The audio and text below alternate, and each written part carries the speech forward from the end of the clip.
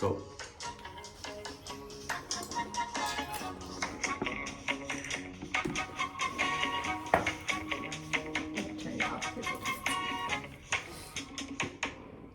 Welcome, Addison. Hello, Carlos. Episode número 28. Yes.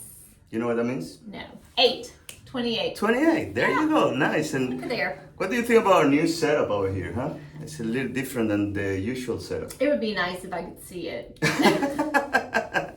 For those of you who know, Addison is almost legally blind. And she's wearing these glasses. You can wear it. It's just, they just look weird on you. Not the glasses. It's just the reflection of the light that we have here. For those that are watching it on YouTube, they can see your looks. For those who are listening through podcast, they can't, but she looks funny. It looks like alien eyes. Yes, so I am really excited about our guest today. Mm-hmm. Why? Because Ron, I can't say his last name. Ron Pereira. Thank you. He is the owner of some local restaurants and manages Happy Fork. Mm-hmm. And he's going to tell us about their saying. The restaurants are Chophouse of Chapin, Bakon Southern Eatery, and the Southern Smoked Tavern in Lexington. That's the newest one. And there is a fourth one on the works, but let's let him explain. Let him tell. Welcome, Ronald Pereira, correct? Correct. Ronald, tell us a little bit about yourself. Where are you from? How you started in this business? What is your current position? All of that beautiful stuff. So originally I'm from the Washington, D.C. area, Northern Virginia. I've been down here in the Carolinas now for 22 years. I'm going to show my age here in a second. So of that, about 10 of it was down in Charleston and 12 of it here in the greater Columbia area. So I'm officially more Carolina than anywhere else. I've been in the food industry, I'm just going to say industry, since I was 15, washing dishes. So I was the head dishwasher, if you will, for several restaurants until I could wait tables. Started waiting tables at Red Lobster, believe it or not, when I was 18 years old. I moved down to Charleston, and I worked at several restaurants down there on the peninsula, and kind of, vowed to myself that I would get out of the restaurant industry no matter what it took.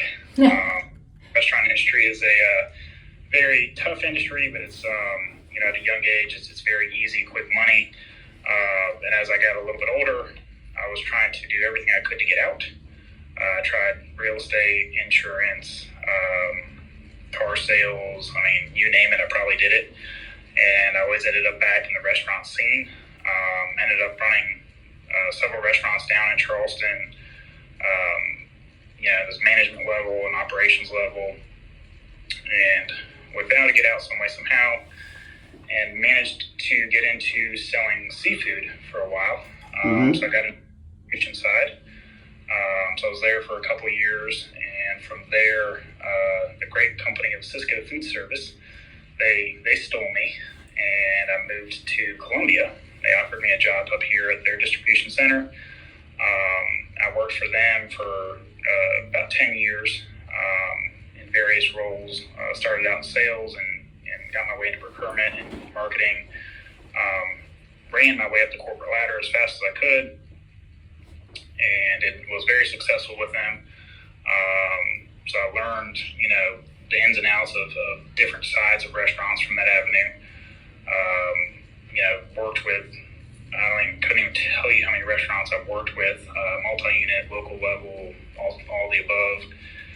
And had a friend of mine pull me to the side and said, hey, how would you like owning your own restaurant?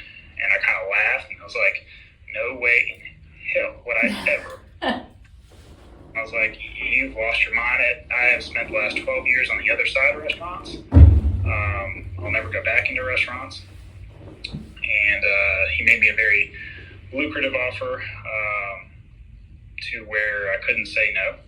and I went to Cisco, and I was about in tears, and actually I think I did cry a good bit, and I said, hey, I got an offer I can't say no to, and my boss at the time kind of looked at me and said, well, you're going to take that offer or I'm going to fire you, so one or the other. And so we basically, I parted ways from Cisco and decided to run my own restaurant group. So that was January of 2020, so almost 4 years ago now. Oh, right at the beginning, Yeah. of the pandemic issue. That's when you started your own restaurant, huh? I left Cisco right before Trump had announced COVID kind of was a thing. Wow. And, so we went in hot and heavy, and we had big plans to build several shopping centers very quickly, and my role was to own and operate the restaurants. April of that year is when the world shut down. So 3 months into it, and restaurants just completely shut down. So, and then, from there, the trickle effect of cost of construction went through the roof. World went crazy, and everybody knows the stories from there. Yeah. So fast forward to current day. You are right now operating 3 restaurants, correct? Restaurants. So despite all of our obstacles, still managed to open up 3 restaurants. We have a 4th one coming. So we're not on track with what we wanted to do, but we at least went forward. And for those who don't know, the 3 restaurants are Chophouse of Chapin, Bakon, and Smoke, correct? So Chophouse of Chapin was the first, Bakon Southern Eatery was the second, and then Southern Smoked Tavern was the third. Okay. And what's the 4th restaurant that you have on the works? We have a Southern Smoked Tavern we're going to put in Chapin. So we had always promised people we were putting a sports bar in there. That is basically our sports bar-ish, I won't say ish, very, relatively concept. We do have a lot of TVs. We do have a lot of stuff going on. It's not your standard sports bar. The whole premise behind Happy Fork as a group, so the group itself is called Happy Fork. Our motto is because we give a fork. We try to, the moment I said that, both of you smiled, and the reason I did that is that, in the restaurant industry itself is tough. So when I talk to staff and members, I say, hey, it's Happy Fork, because we give a fork. And people immediately are like, okay, let's have fun. This isn't, let's not just yell at each other and then cause nightmares. Let's make this entertaining. So we kind of go into the atmosphere, and that goes into a lot of management training, a lot of which I received from Cisco, is to, even in the down and dirty and when things get ugly, you have to have a team behind you that gives a fork, that cares. And that's what we generated. We built a team of managerial staff that cares about the customers, they care about the employees, they care about their own lifestyles. The restaurant lifestyle itself is very tough. So we have a big emphasis on quality of life with our staff, quality of life with our management, because you can get burnt out in the restaurant industry very quickly. Big reason why I didn't want to get back into it. But I have kids myself, so I have 6 and 8-year-old boys. I am married. We are the ideal, I won't say the ideal, but we are the typical family of 4, always on the run, soccer games, football practice, this and that. And to run a restaurant, to put in, as we are a startup company, there's our weeks where I'm working 80, 100 hours a week, and it is not very light on management either. A lot of managers in restaurants will work 50, 60, 70 hours a week. So we try to build an establishment where I tell my managers, hey, do not work more than 50 hours a week or you're not doing your job right. If you're working more than 50 hours a week, something's wrong. You're not delegating properly, you're not running your lines efficiently, something's not right. So we have this whole leadership mentality of, we go into there where it's, we want you to have a quality of life. We want you to be a real person outside of the restaurant. We want you to succeed elsewhere, even if it's not with us. Because there's a lot of turnover in restaurants, especially with servers, bartenders, all that stuff. Yeah. So I tell my staff, if this is not something you want to do for the rest of your life, which predominantly most servers aren't there to be career servers. I love the ones that are. If you are a career server, please hire. Please. Yeah. Yeah. But most of them, are in school, they're post high school, or they have no clue what they want to do in life. And I always tell them, if tell me what you want to do. Tell me if you want to be in accounting, or if you want to be in marketing, or if you want to be somewhere else. We're a growing company, and we'd like to steer you in that direction. And if it's not with us, let's get you to where you need to be. So we're very open-minded in that nature. And as far as, there's another side to it is my wife and I, when we created the concept of Happy Fork and Giving a Fork, is we are very involved with our church. We like giving back to the community. So we are heavily engaged in charities out to wazoo. I don't think I've really said no to a charity that's come to us. Financially, I can't just give away everything. I'm not the U.S. Treasury. I'm not just printing money. So continuously offer gift cards as a means of ways for charities to raise money. So when they do silent auctions, or if they do any type of game or event or anything it is, we hands down, I don't think I've ever said no to a charity, with a gift card saying, hey, here's $100, or here's whatever we can do to help for you to raise money. Because it's part of our backbone of why we're here is, I'm not here just to make millions and millions of dollars and go buy an island in the middle of nowhere. It's, I want to give back. I want to be involved. I want to make sure the surrounding community that supports us is we support them as well. That's really great to hear. I have 3 girls, and my former nanny was heavy in the restaurant industry, and she was, late 20s, and she told me, she said, Allison, I can't afford to get out of it right now. She said, I make too much money. But she did say, she was like, don't ever let your girls get into it, because it sucks you in.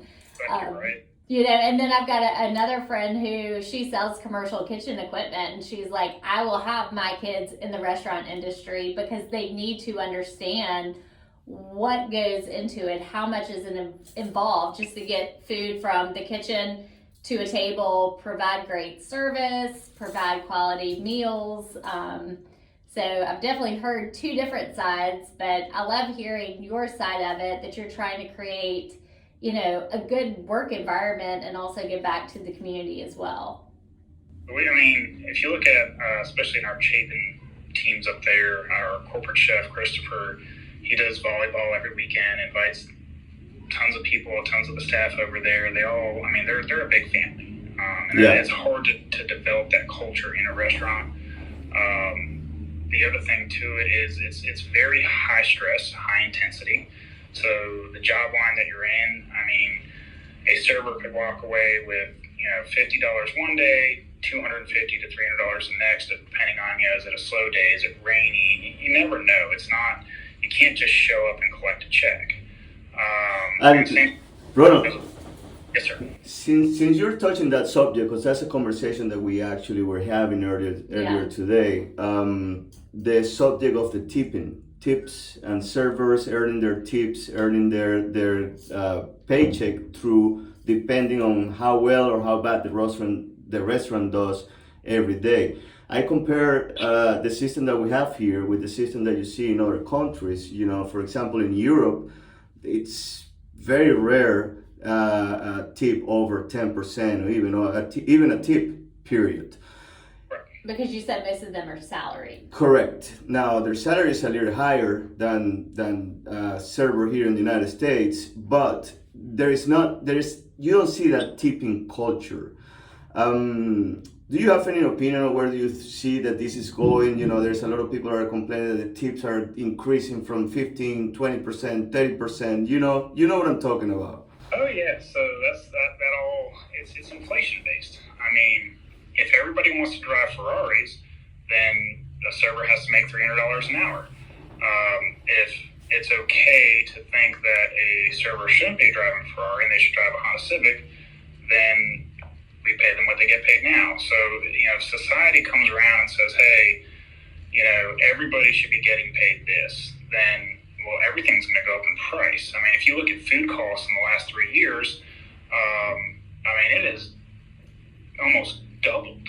Literally, and that's a hard number. When I try to tell people those are real numbers. The cost of chicken wings went up 400% during COVID. Wow. Not 4%, not 5%, 400%.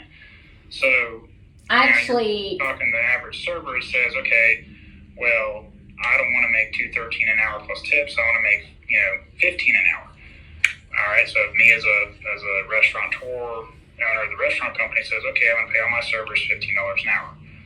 I can no longer sell this burger for $15, whatever it is, $15, $10, whatever the burger price may be. Now my burger price is $20 because I have to cover that cost if the patron does not want to pay for the tip. And it's the same conversation with credit card fees. So if I build that cost into the food, one way or the other, you, the customer, are going to pay for it. No matter what you try to finagle the math is math. You cannot break it. 1 + 1 = 2. You will never break math. So if you want to say servers deserve $15 an hour, cooks deserve $25 an hour, that's fine. We will have an exclusive menu, but your burger is now $30. It's no longer $10. And then people go, I can't afford that. Okay. Well, then servers are $2.13 an hour and cooks are $20 an hour. And please try to tip them over 20% because they got to pay for burgers too. Oh, I can't afford, that's too much. We shouldn't be tipping them that much money. Okay, well, should I put up an ATM machine and load it up with money and say, hey, come get us all the free money you want? Yeah. It doesn't work that way.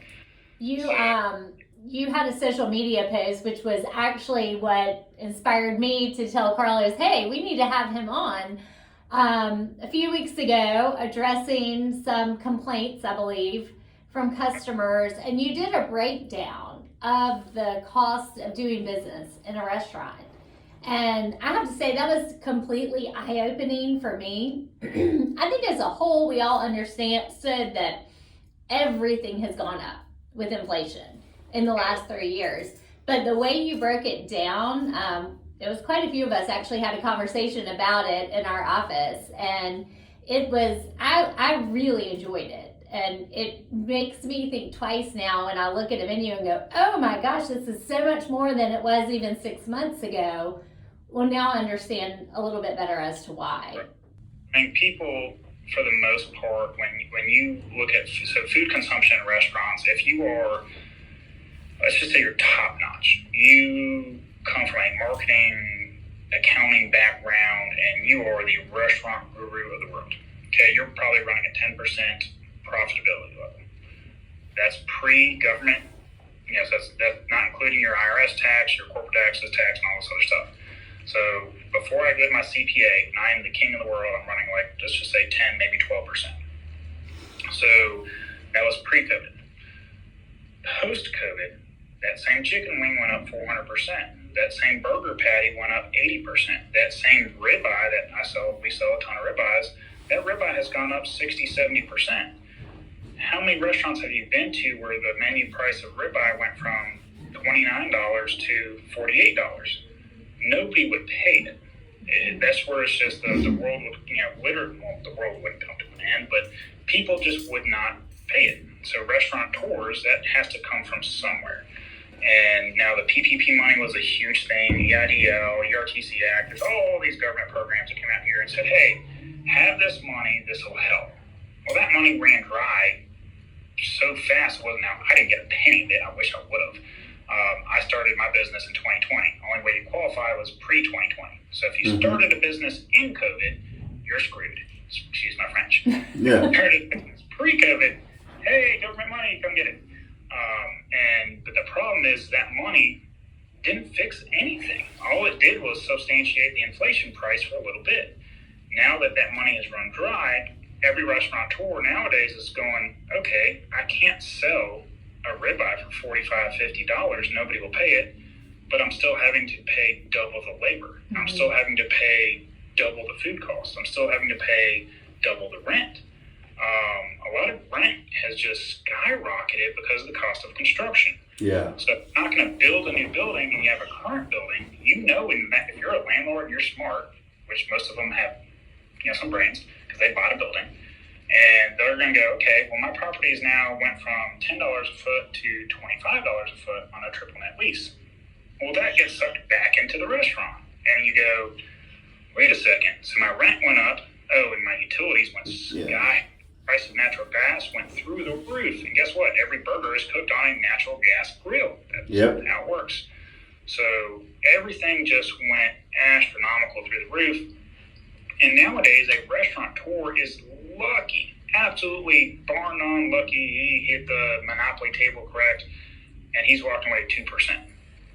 And you're thinking 2%? 2%. Wow.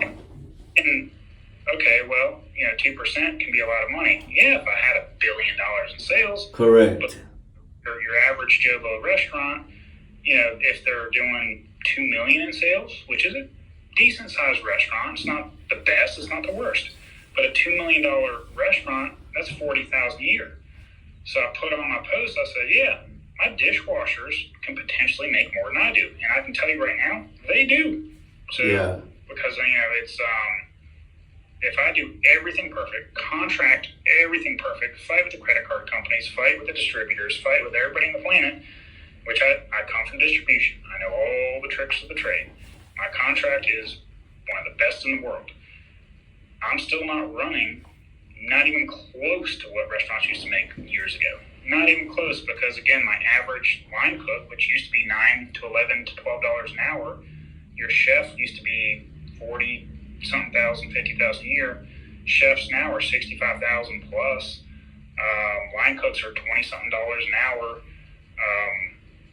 Your servers are the only thing that stayed the same, 213. Dishwashers used to be something, you just come out of high school, or you're in high school. I have a lot of high school dishwashers, and they're just looking for a job just to, buy some food on the weekend, or take their girl out on a date, or do something silly, buy a new pair of shoes. They're living with their parents. Now my dishwashers are $15 an hour, plus sometimes I have to put out ads where I say, hey, $750 sign-on bonus. Hey, that's what we can do if real estate doesn't pan out. Yeah. Now, Ronald, this is you reminded me a book that I read. I'm pretty sure you also read it. Anthony Bourdain's Kitchen Confidential. There's a part of the book when he actually talks about exactly what you're telling right now. The odds against a restaurateur making it. Because they have so many variables and so many unknowns that it's really a very, very difficult industry to succeed. Said this, my question to you is, and I'm pretty sure that you've asked yourself this question many times, but where do you see the industry and yourself in 5 years? I'm gonna sell everything for $10. In 5 years, so we're a growing company. We are doing well, and the market can only sustain so much. So as I see several other restaurants unfortunately go on out of business, which is it's very sad to see, especially people I've known for 30 for 20 years or something like that. Natural law of economics is the strong survive and the weak get weeded out. Eventually, as more high school students graduate and as more college kids graduate, we get people into the workforce. Eventually, things are going to have to lighten up. Eventually, you're going to have a workforce that's willing to accept, $12 an hour for a dishwasher, or willing to accept, what's a realistic needs, because I could be 100% wrong, and but I don't have a crystal ball in front of me. I just don't think people are willing to pay $20 for a side mac and cheese. I do frequent some, I'm not gonna say the names. I have 6 and 8 year old boys, and we do frequent drive-throughs a lot.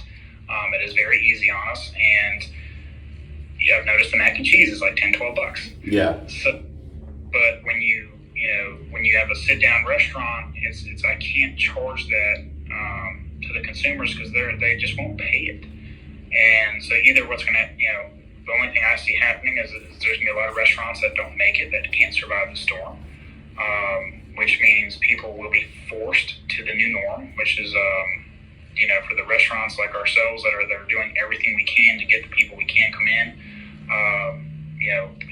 we're going to survive on the tightest margins possible. I remind my team all the time, every penny counts. Every little nudge counts right now. And to weather that storm to where, 5 years from now. So I would like to see myself owning probably 12 or more restaurants in 5 years. Mm-hmm. 1 to 2% on $20 million. Yeah. That's 250 to 400,000 a year.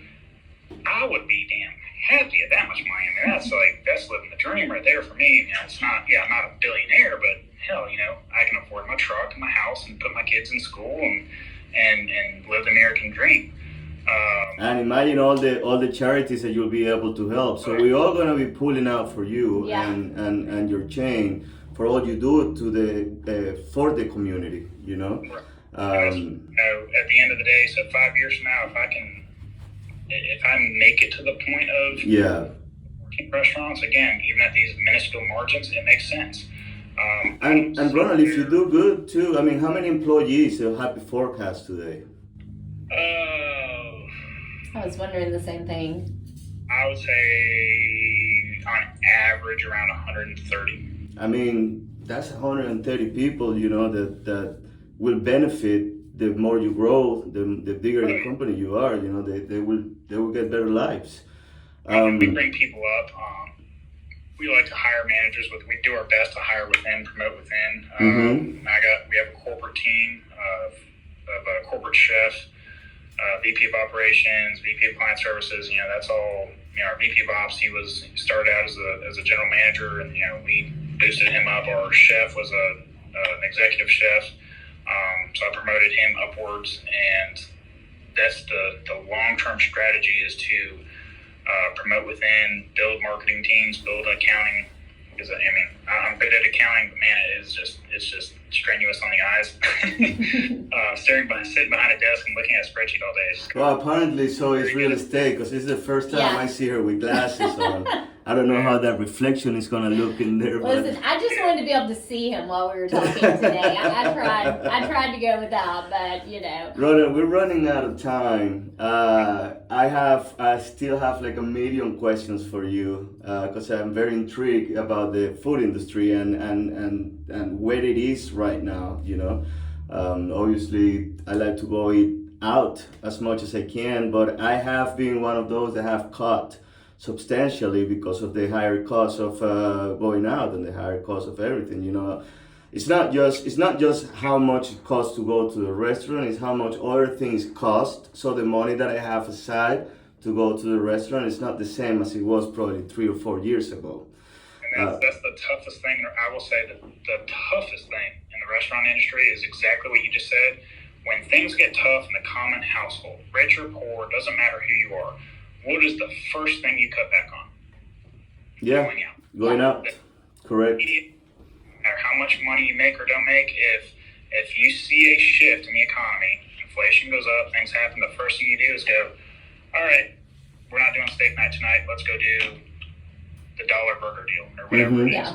Or let's go to the grocery store and cook at home. And you'll notice that too. You go to the grocery store and you go, I put it on one of my Facebook posts as it's comical. Oh, well, the ribeye is $24 a pound out at the grocery store. I'm like, guess what? I'm paying the same price. Yeah, that was awesome when we saw that. You're pretty much the same price as a ribeye in Publix, for example. So it's way better. I mean, your ribeye, the one that you have in Chophouse of Chapin, is way better than the one that I make home. And I think that I make a very good ribeye, but you do have that extra flavor in there that for whoever is listening or watching and hasn't tried it, make that effort, go to Chapin of Hotel. It's going to be well worth it. And y'all been doing some specials lately too, have you not? I'm throwing out all the marketing punches, if you will. Mm-hmm. So we're trying to basically become a lot more affordable because I do understand where the economy is going. So my theory again, it's I'm slashing my own margins. I'm not getting any discounts on what I'm doing by what I'm doing, but it's my theory is bring more customers, bring more affordability to the end customer. And beat it in volume. So if I can entice you on a $29 half-pound lobster tail or a 1-pound New York strip for $25, I'm not making pretty much any money. But tell you what, if you buy a Tito's and soda or you buy a glass of wine, I have a good chance of at least coming out with something. Yeah. And it's one of those, what we used to call the free leader program. So it's a giant free leader program in a lot, more complex anxiety or way. But the goal is get you in there, see if you can't spend a little bit more money somewhere else on the menu, appetizers, alcohol, all that other stuff, and beat the margin by sheer volume. Now it's a ploy I'm pulling right now. It's working. It's actually, we've had a lot of positive feedback on it. So Good. We're not going to reduce our quality. We're not where my goal is actually to increase our quality, increase our service. That's the other thing too. When the economy downshifts, a lot of restaurants like to pull back on their service, and I said nope. It's increased service. We have to be number one service at all of our units. We have to be number one in quality at all of our units, and then we're going to drop the price. And then a normal economist would look at me and go, "You're an idiot." I'm like, "Nah, I'm going to beat it on volume." So, because it's a scary world out there, and you're on a budget. Both of you are on a budget. I'm on a budget, and if you're going to go out and eat, you're going to go eat somewhere that makes sense, that you feel like I won. You go to Chophouse and you get a pound steak, you go, I won. Like, this is worth my $25. Yeah. I agree. That's where I'm going after that right now is letting people feel like, hey, you're king of the world, queen of the world, and we're having fun with it. I'm putting a lot of silly things on there. Definitely, I'm being myself, and that's where I definitely pulled the reins back. So I'm just gonna be myself. Let's see what happens. Hey, you're finally being a happy fork. Yep, I'm all smiles and having fun with it, and it's working. It's definitely working. So we appreciate all the support from the communities, and we've had a blast doing it. Well, that's great. Well, we wish you all the best, and we're right here in Chapin, so we'll definitely be out to your restaurants very soon, and looking forward to the new one that's coming our way. Perfect. Well, thank you all so much. All right, Ronan, thank you. Have a good Take one, care. and see you around again in the restaurant. Yeah. That was eye-opening. That was very interesting. Like I told him, I read his social media post, and You need to describe what the social media post is for those who didn't see it. well, y'all need to go to his page and read it. But he really went through why the cost of food in restaurants has gone up so much, and he broke it down into, it was probably 15 different factors. Yeah. But it really helps you to understand why the cost has gone up. I think we can all go to the grocery store and go, gosh, food's gone up so much. But then when you sit down in a restaurant, you almost get sticker shock, I think. Yeah. More so than in a grocery store. So it was really eye-opening, and just hearing more of what, he's been through with the restaurant business. And oh my gosh, how about opening it in the middle of COVID? Yeah, and working on at those profit levels, it's so risky when you operate on a profit level of 2-3%. Any little thing that goes wrong will affect that bottom line, and it's just a big risk. I mean, you can tell that a lot of people that are in this industry are doing for the love of the industry. Absolutely. Which is kind of interesting because it's such a hard industry. I mean, how many people are listening that have worked on a restaurant? Pretty much a lot. I want to say, a lot of people started their careers or started their professional careers, as a server, as a dishwasher, as a hostess, as a host. It's a good entry level, and I must say, I tip my hat for those that stick to it. Long hours. A lot of stress. That's a lot. So when people are in Chapin or Lexington, try and support Happy Fork as much as you can. Yeah, let's appreciate what we have, because we don't know. We don't know if it's gonna be there tomorrow. We don't know if anything. And right now, it's a pretty good deal. Right now, it's actually very good quality food. It's a beautiful environment. If you walk to, you've eaten at Bakon, right? They have the best pimento cheese grits. They have really good food, really, really, really good service.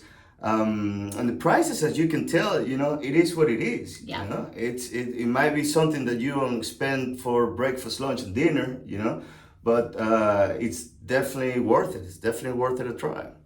It is. Go check them out. All right. I guess that this is it. 30 minutes. Yeah.